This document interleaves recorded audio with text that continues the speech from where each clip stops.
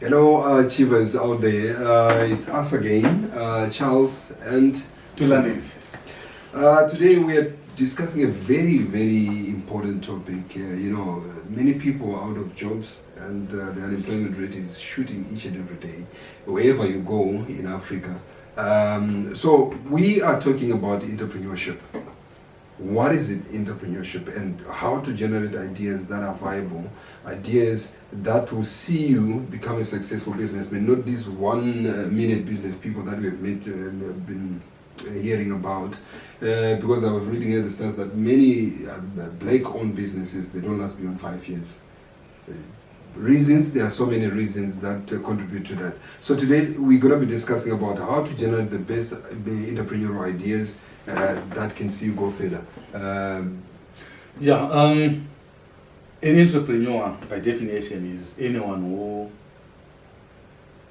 has an idea to start a business, take the risk and mobilize the resources to run a business. So the first thing is to have an idea of what you want to do. So taking from what you're saying, that some businesses start, but they never last. Exactly. Okay. Majority so, of and just try to imagine the risk that is there, because risk is measured in terms of the finances that are committed to starting a business. Exactly. So some people start businesses as a result of a retrenchment, like I saying. Exactly. The economy is not growing anymore. We've got companies that are shutting down every day. Since the coming of COVID, and to date, we still feel the point. Yes, so there is a lot of reasons behind why people end up in businesses. So what would be the best reason to start a business idea? It's not one reason, I would say. It's not one reason. And I would say, at any time, at any age, we are free to start businesses. From empirical research, it has shown that even though we talk about the youth, we try to encourage the young people to start businesses, but we find out that also very old people start business and then they succeed. I remember the KFC story. Yeah, not just KFC. Look at the age at which Microsoft was started by. What age was it? Yes, I can't remember, but he was old. He wasn't KFC, I think it was 56. Okay. Yeah. So somewhere in the 40s, 50s in most cases. So there's never an old age to say you can start a business at any given time. Yeah. So I would say the best reason most of us would want to get involved in businesses because we are running away from being employed, being given commands on what to do. You want to give yourself the freedom to be your own boss. Yes. Yeah, you want to work your own hours. You want to reap the rewards. And sometimes to pursue your passion, something that you have been. Exactly. So it could be a quest to do the passion. It could be a quest for independence. You don't want to be told what to do. You don't want to be given hours to say 8 o'clock. I want to see you tomorrow. It could be a quest to create generational wealth. All that. Yeah. So there are quite a number of reasons why we start businesses, and from where we started, we said it could be as a result of not seeing the possibility of being employed by anyone somewhere there. Because there are no jobs that are being offered. The only way that you can do to set yourself free from poverty is to start your own thing. Exactly. And in my just to complement what he said, in other words, how can you define? I mean, business entrepreneurship. You can take it from this angle of saying it is the initiative to identify people's problems and solve them. So you identify people's problems, you solve them, and sell your idea. You take that. Exactly. So that's what I was saying here. That you can't separate risk taking from entrepreneurs. Yes. Entrepreneurs are people who are innovative. Okay. They are people who are creative. Exactly. So innovation. You look at the way things have been done in the past, and you can come up with a better way of doing things. Okay, so talk of Uber, for example. Yeah, they've been taxis, they've been transport. Yeah, forever. So they were creative, they were innovative. I remember reading the story that these guys were somewhere in a foreign country, and they wanted the taxi. So they didn't know, it was raining, they did not have an idea of how they could see taxis very close to them. Yeah, they would see that, okay, there are taxis that are parked there, we are here, we don't have the phone numbers of those guys, how can we call them? And then they thought and say, so we could be able to develop an app that can work across or countries. Exactly. Yeah. And Okay, you with don't the have best anyone- convenience. Yeah, you don't need anyone On your phone, yeah. Exactly. So you can have an app that you can use in Africa, the same app, you go with it in another country, you can download and you can request a ride. Okay, so that's entrepreneurship. Taxis have been there, transportation has been there, Exactly. but they came up with a different way of doing things. So they had to invest. Because entrepreneurs, they identify the opportunity, they take the risk. And I'm saying risk has to do with a commitment of one's resources. Exactly. Maybe without knowing if it's going to be successful or not. That's why when the business starts to generate some revenues, you have to be paid for taking the risk. So profits are a reward for taking the risk. That's why those with businesses will definitely be very, very jealous when it comes to guarding what they've created. Because they know they took the risk. Maybe they started the business by selling one's own car, or it's a retirement package. Now you've been paid 20,000, then you take it all, not knowing what's going to happen. Somebody could sell their house, and then they can do things better. So in that particular case study that he's discussed about Tulani, which is Uber. So putting it explaining it from an angle of problem solving, the guys found out there was a problem with the convenience of finding transport in the foreign land, where you are not familiar with the place. So they identified the problem, which was to secure transport from one spot to the other, and at the same time with convenience. So they did that, and it became a brand that we all rely on in terms of internationally. Who doesn't talk about Uber today? Even when I came here, it was use the same service. Exactly. And so that's basically how it. And now, one other thing that we need to take note of, have you ever noticed that problems are not the same?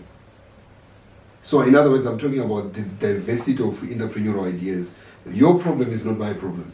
Definitely. Exactly. So, I'm basically saying you can identify a segment that has got a peculiar problem that you can solve. For example, if you talk of a rich person and a poor person, our problems are not the same.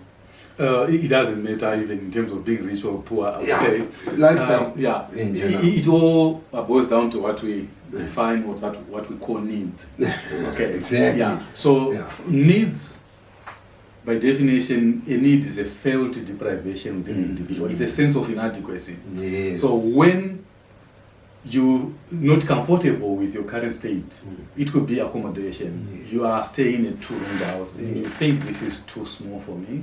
There is a need. You're already in a house, but the 2 bedrooms is not enough for you. You want to move to a 3-bedroom, a 4-bedroom. Okay. So there's always going to be a need somewhere. So it is the role of entrepreneurs, the role of marketing people to identify then develop the solutions that can. So needs are unlimited. That's one thing that we have to know. And also, my other point was they had to do with needs can be a source of entrepreneurial idea, and also wants. Definitely, the reason why people should be paying for anything is because they want value that can extinguish their needs. Okay, so needs are the motivating factor behind doing whatever we do. So we work hard during the day because we want to satisfy our needs. I want to be able to pay for my rent. Kids have to go to school.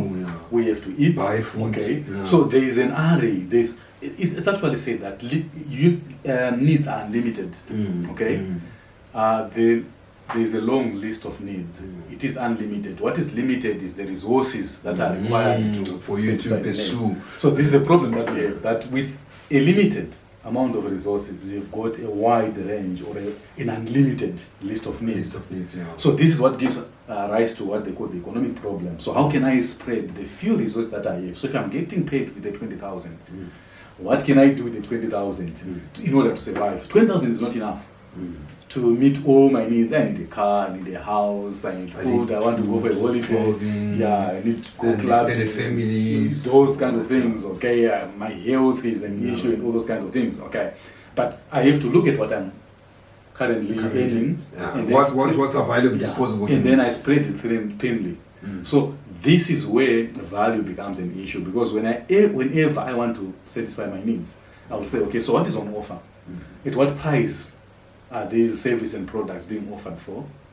And which one is the best? I think that one, just keep it for me for later, because I think we are going there.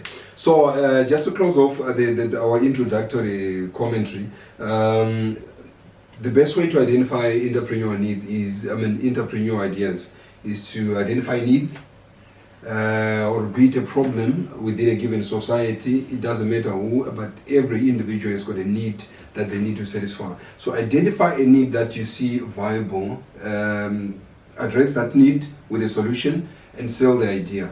So anything can be an entrepreneurial idea.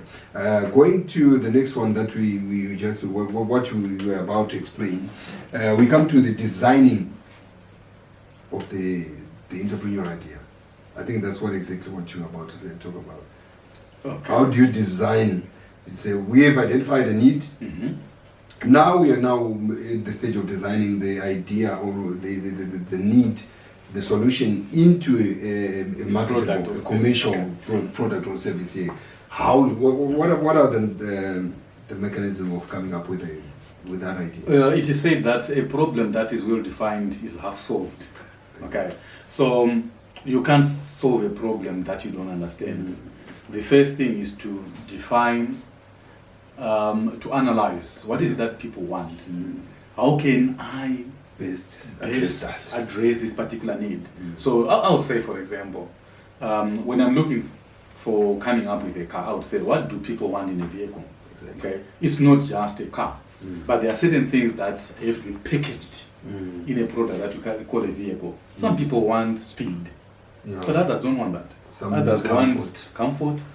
Others are interested in audio, economy, economy, fuel and efficiency. Exactly. I think it's one of the most important considerations of people. You can have a collection or a collectivity of all these put into one product, or you can then segment your market and say, out of all these needs that are there, out of all this which is available to me, am I able to? I have the resources, do I have the idea to address all this, or I can narrow down to what I can do, what I can afford in terms of skill, in terms of resources, because some of the ideas could be very good ideas, but when you do a feasibility study, they are not feasible. They are not feasible at all.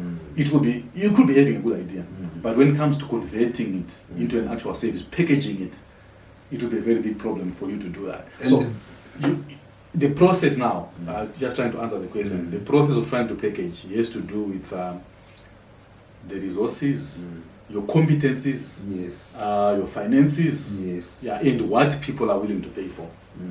Because there are certain cases that people may have a certain need and interest, but they are not willing to pay for that particular need. That's why you see in economics we talk about economists are interested in what we call demand.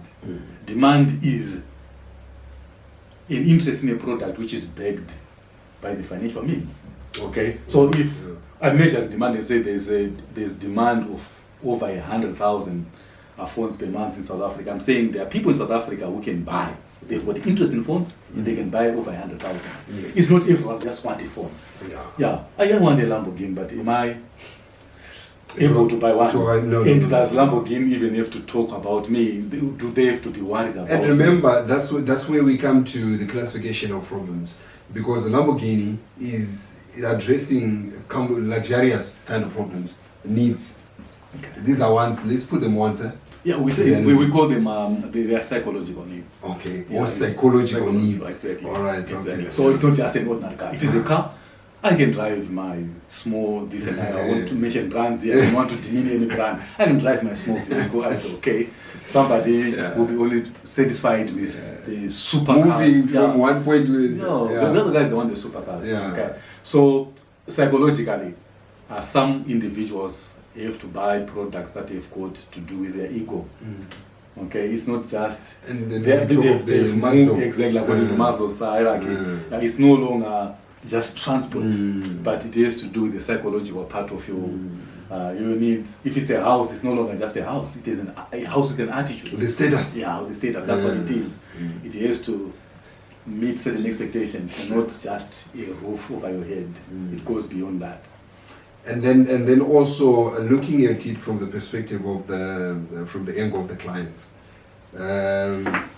like you said, understanding the problem,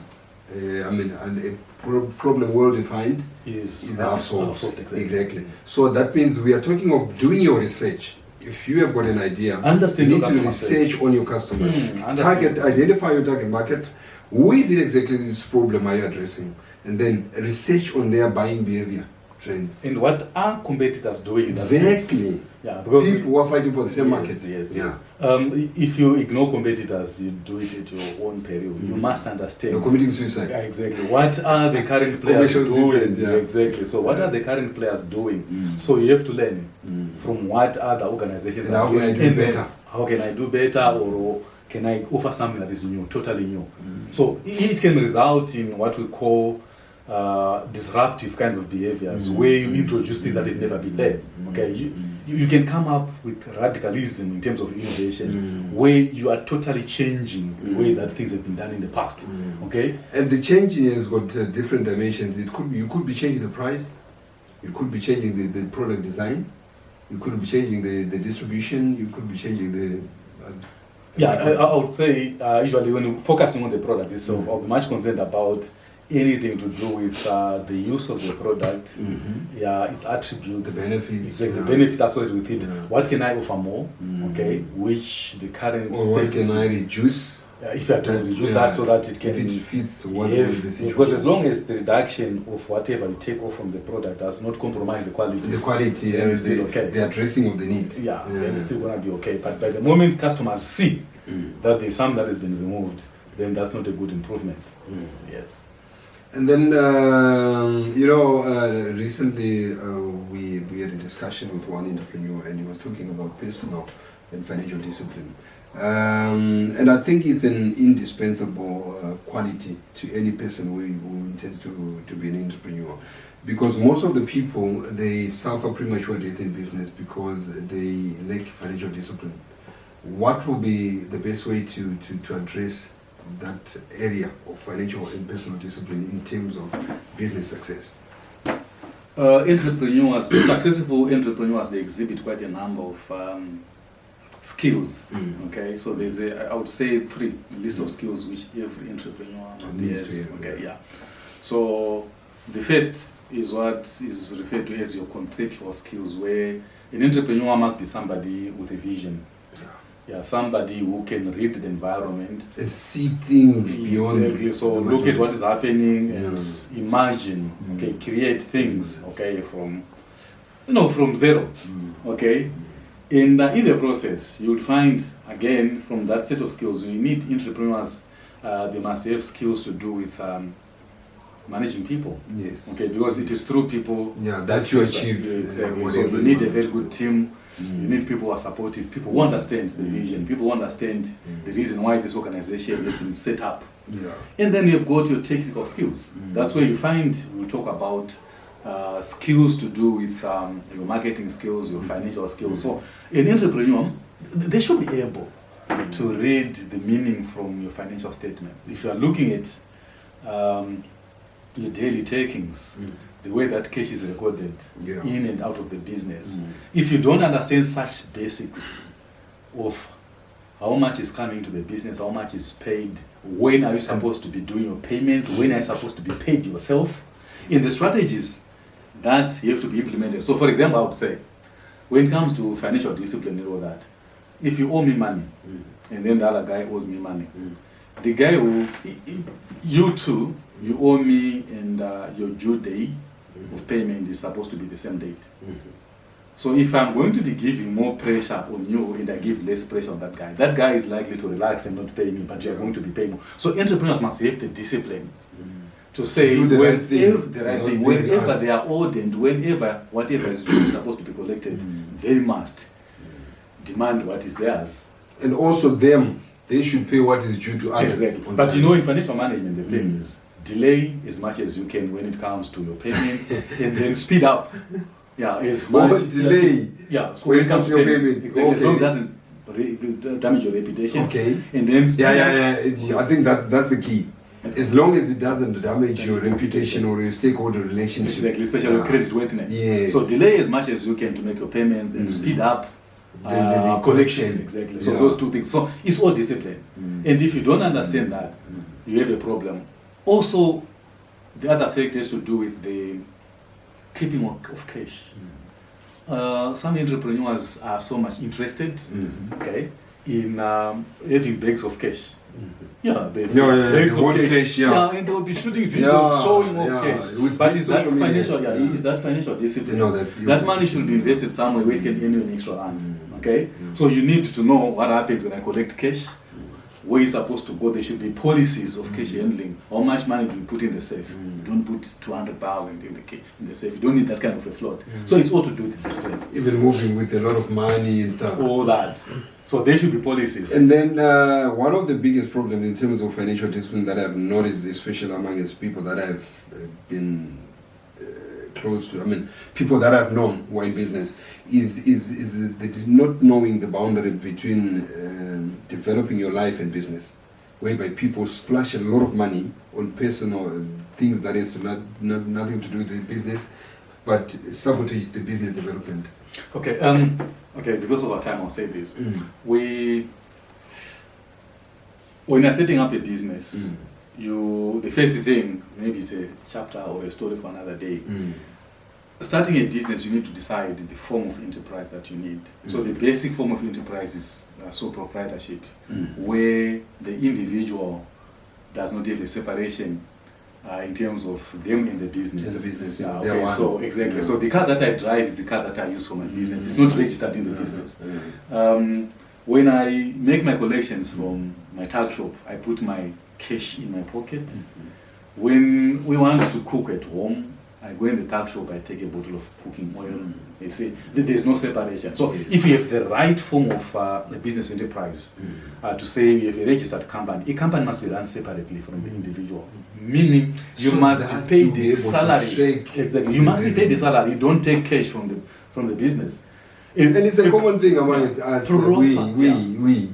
We just don't separate. I just take the money whenever I think to take my kids to the park or wherever, recreational facility, just collect from there. No ways. That's not the business. A proper business must be set up in such a way that the business will have its own books. It has got its own income, it has got its expenses, its suppliers and everything. So what will happen is, in the event that such kind of a business goes into bankruptcy, that's where we talk about limited liability, where if you were running your business as a sole proprietor and you fail to pay your suppliers, you'll be sued, pens off. Yeah, they can come and sell your house, they can come and sell your car, because it's the same car that we're using for the business. That's what they know. But if the business is so separate from the individual, whatever goes wrong, and you earn a salary from the business, just to so whatever goes wrong in the business will stay. It won't affect your personal life. So we have to rate this out. And then there's one that we missed, and I think it's quite important. We talked about gathering information in regards to what exactly you're going to do as an entrepreneur, the problem you're going to solve. And then we forgot to mention about the source of information, how to gather quality information, and where do you gather information that relates to informing the idea that you want to grow into business. Information quality. All right. Yeah, it's quite a challenge on the other side, considering the time that we are living in, where there are quite a number of sources of information. Exactly. It makes it easy, but also brings a challenge. Exactly. So there's so much. I think the challenge is more than the easiness. Yeah. So for you to funnel down and say, where can I get the best information? We need to define what is the best information. What is quality information? What is quality information? So the characteristics of information. Information must be accurate. Okay. That's very very, very. So if very reliable. So it can be a source that gives you accurate information. Information that is timely. It comes when you need it. Yes, exactly. Okay. Information comes in whenever you want to make a decision. Okay. So such kind of characters are very, very important. And then I would say, so who does provide that information? Information is an asset. And we've got quite a number of businesses that are making a lot of money from selling information. Exactly. Okay, so these are the places that we're supposed to be going. I know, in South Africa, quite a number of organizations can give you customer data or also, exactly. consumer data to say, what is the size of maybe the alcoholic industry in South Africa? How many people are drinking wines? How many people are drinking ciders? Exactly. How many people are drinking? For anybody who want to do a shabin or whatever business, yeah. So you can buy that kind of information from reputable organizations. Which is also a challenge because it becomes expensive for a business that is new, a business that is trying to find its footing. You don't have a budget for any, for such kind of an asset. So it's a bit challenging. The only thing that you can do, which could be a bit cheaper, would be to go and speak to the customers yourself. And also one other thing that I just want to add is in utilizing the web, the web. There is something that happens on the URL, which is the Uniform Resource Locator of a website, which is the www address. So the suffix can be a source of verifying if it's a reliable source. Okay. Yeah. So we talk of if you use a .com. .com can be, it's just a commercial suffix that can be created by anybody without any form of verification. So in other words, if you are researching on business ideas or viable information that you can rely on, you choose the suffix like .gov, which is for governments, .org, which is for non-governmental organizations. You talk of the United Nations and others. Okay. .ac, which is .academic. Yeah. And which other one did I miss? Say org, gov, com. And then I think that's it. Yeah. So basically, that can guide you. In any case, if you're using the open web that we all use, the Google, just look for web addresses that has got such a suffix. That will guide you to say you are using a reliable source that has been verified. And last one, just to finish to close it off, let's talk about trust in business. Like, as an individual, how much important is it to be trustworthy? Trust is very important to any kind of a relationship. You can talk about social relationships. Yeah, in your personal capacity. When people say he or she played with my trust, trust provides the ground on which any negotiations I can take off. Exactly. So once I don't trust you, then there's no way we're going. Okay, so it is a very important ingredient in businesses because organizations need trust from their customers, organizations need trust from their suppliers, from their employees. Exactly. Yeah, from everyone who's around them. They also need to be trusted. Exactly. So it's a very important principle that you have to do with. Yeah, so just to close it off, I asked this one specifically, the trust one, because I've seen that in most of the cases, African businesses are run by people who believe they can have shortcuts and stuff and betray other people's